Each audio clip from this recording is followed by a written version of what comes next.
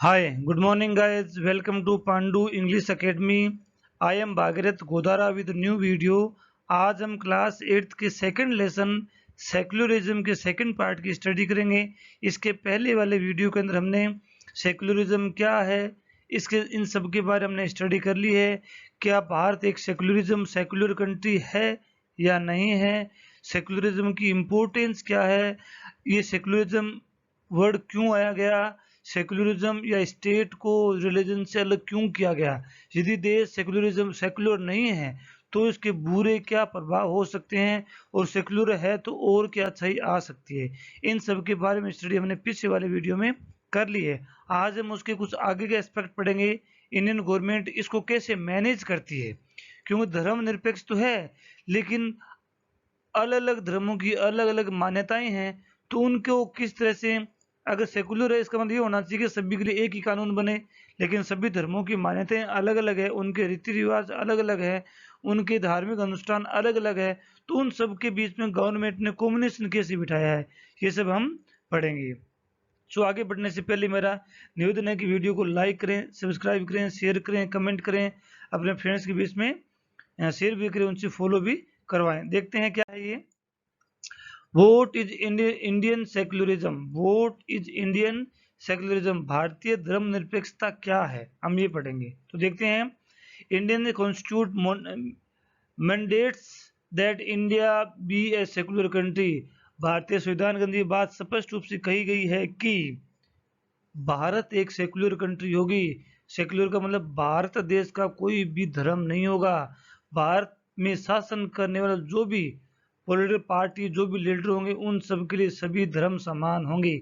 वो कभी भी भारत का देश कोई भी कानून किसी धर्म विशेष को ध्यान में रख करके नहीं बनाएगा, लेकिन फिर भी बनाए जाते हैं। फिर भी बनाए जाने का मतलब है, जैसे हिंदू धर्म के अंदर बहुत से सामाजिक ग्रुप हैं, ऊंच नीच की भावना है, उनके लिए अलग अलग कानून बनाए गए हैं, लेकिन वो सभी कानून जो है वो सामाजिक उत्थान के लिए बनाए गए हैं।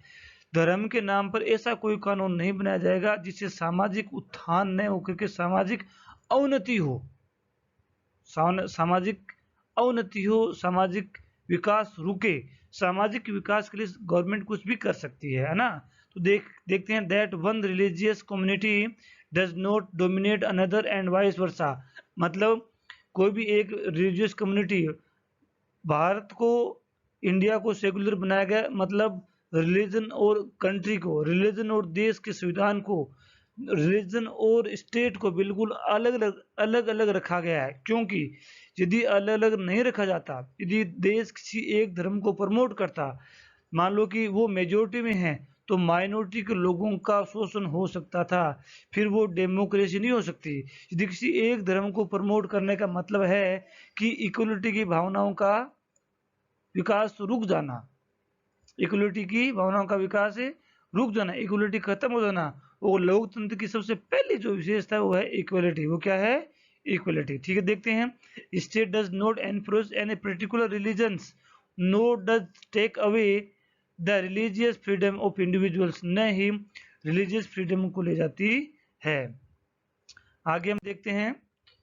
How the government manage. तो गवर्नमेंट मैनेज कैसे करती है? मैंने बताया था सभी धर्मों के बीच में, सभी धर्मों की सामाजिक संरचना एक जैसी नहीं है, सभी धर्मों के रीति रिवाज एक जैसे नहीं है, सभी धर्मों के रीति रिवाज अलग अलग है। तो उन सबको कैसे मैनेज करती है? तो गवर्नमेंट जो है धर्म विशेष के ऊपर कानून बना सकती है, लेकिन वो जो कानून बनेगा वो सामाजिक संरचना में सुधार लाने के लिए बनेगा। उसके माध्यम से हम किसी एक धर्म को प्रमोट नहीं कर रहे हैं, हम उस धर्म की स्थिति को सुधारने की कोशिश कर रहे हैं। ऐसे हो सकते हैं। आगे देखते हैं। It uses A strategy of A distancing itself from religion. का मतलब है गवर्नमेंट जो है अपने आप को धर्म से दूर रखती है, दूर रखने का प्रयास करती है। कैसे? Indian state is not ruled by the religious group और not does it support any one religion. भारतीय जो राज्य है वो न तो किसी एक धर्म के द्वारा शासित किया जाता है और न किसी एक धर्म के द्वारा उसको सपोर्ट किया जाता है। Government organs like law, court, police station, government schools, offices are not supposed to display और प्रमोट एनी वन रिलीजन। सरकारी ऑफिस जितने भी होते हैं, सरकार के ऑर्गन जितने भी हैं, स्कूल है, हॉस्पिटल्स हैं, है ना, स्कूल, पुलिस स्टेशन है, कोर्ट हैं, जो कुछ भी पब्लिक स्टेशन जितने भी हैं, वो कभी भी सरकारी डिपार्टमेंट कभी भी किसी एक धर्म को प्रमोट नहीं कर सकता।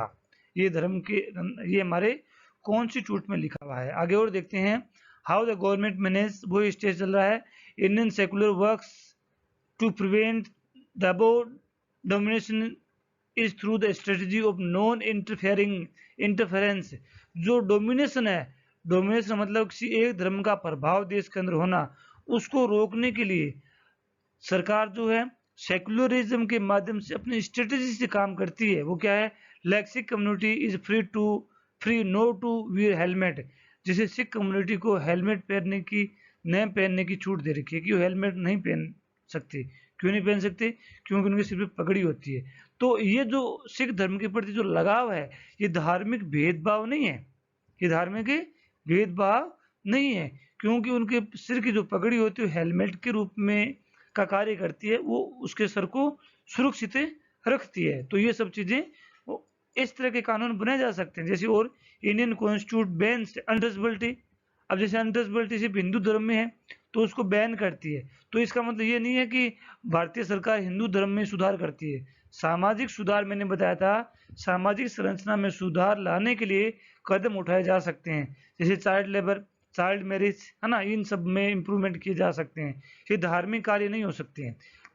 The state is intervening in religion in order to end social practice. मतलब एक राज्य, स्टेट का मतलब वैसे स्टेट नहीं है, स्टेट देश को कहा गया है कि देश जो है धर्म के अंदर इंटरवेन कर सकता है, हस्तक्षेप कर सकता है, टू एंड सोशल प्रैक्टिस है, जो बुरी सामाजिक जो प्रणाली है उसको खत्म करने के लिए गवर्नमेंट जो है किसी धर्म में हस्तक्षेप कर सकती है।